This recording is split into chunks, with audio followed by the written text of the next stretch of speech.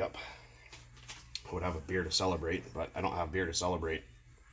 Anyways, good enough for now. But, update. So, we have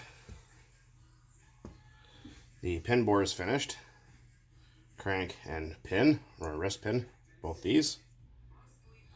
So, basically, drilled and reamed those, and then I used 800 grit, and then 2000 and 3000. And just use a little bit of WD-40. You roll them up kind of like you're rolling a doobie. And you just pass through the hole a bunch of times and then stop, clean it out, and then check your fitment until you get a nice tight fit. And so far it's nice, good and tight. So, yeah, there we go.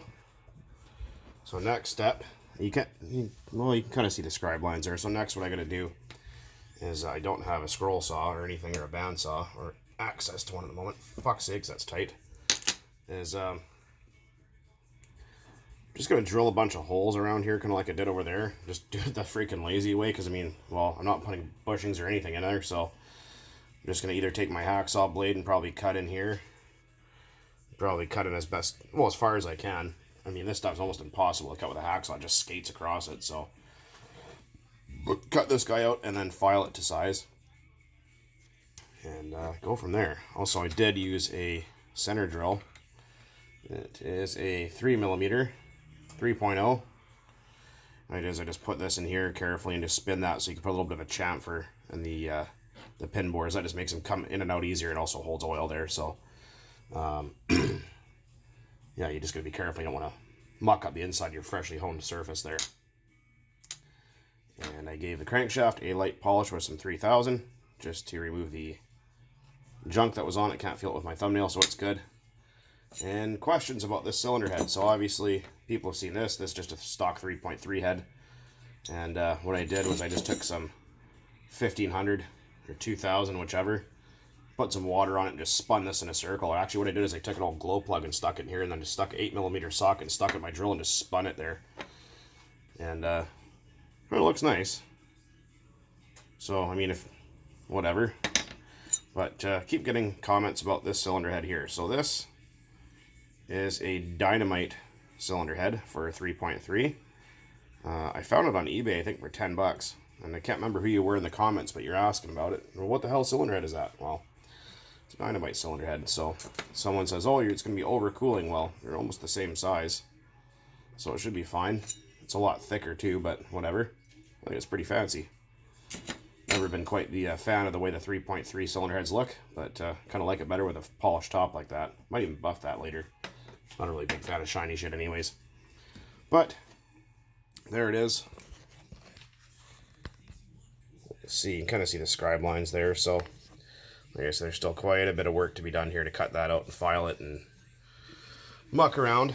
And then I'm going to test fit that onto using the old piston and pin, and of course sticking it in there and grinding little bits until it fits inside the back side of the case, because there is, well, it's kind of hard to see with my finger in the way, isn't it? Where the hell did that screwdriver go? There it is. Alright, so if you look, you see there's like a bit of a step. Should turn my radio off, but whatever. Anyway, so you can see there's a bit of a step there where the rod sits inside of, so I'm going to have to obviously grind little bits to make sure it's going to clear in that slot down there. And then up in the corners. And so it's going to be quite a bit of handwork, but when it's all said and done, it should be pretty good. I will make a couple more updates as the progress goes on of me cutting it out or whatever, so hopefully you guys find this interesting. I can't wait to see what's going to happen. And like I said, I do have a new set of fast steady bearings in the way, new piston and sleeve and wrist pin, and what else? Oh fuck, I forgot. Anyways. Oh yeah, Lossy 3.4 carburetors going on there. Had a brain fart for a moment. So we're going to stick that on there. I was looking at an OS 11K, but I'm not paying $119.99 for a carburetor. That's friggin' outrageous. So I'm just going to rob that off my 3.4 for the time being. And stick that on there, and then once I get everything in for the T-Max, we'll be excellent. We'll break it in and see what the hell happens. Speaking of the T-Max, I have a new Futaba radio on the way. It's the 3PK something or other. I can't remember anyway. So it's a 3-channel, so I can still use drive and reverse, which is nice. And let's see what else here. Got a couple tranny parts in the way because obviously it's not shifting properly because it's so worn out. And I'm just going to find myself a new set of tires for it because those ones are shot. And unfortunately, they do not make the Proline hole shots in that size anymore, which is stupid. So I hate why they discontinue things like that. It pisses me off. Anyways, so I'm going to look into some kind of tire that was similar to that or as close as possible and maybe grab some new rims because mine are made up of JB Weld, fishing line, and super glue. And blue shop towel and super glue, and amongst many other things. Anyways, so just a little bit another update here about this connecting rod fun. And as always, thanks for watching. Keep on burning nitro out there.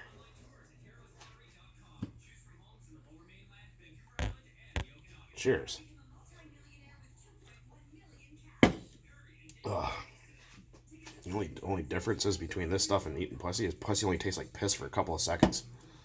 Fuck. Later, guys.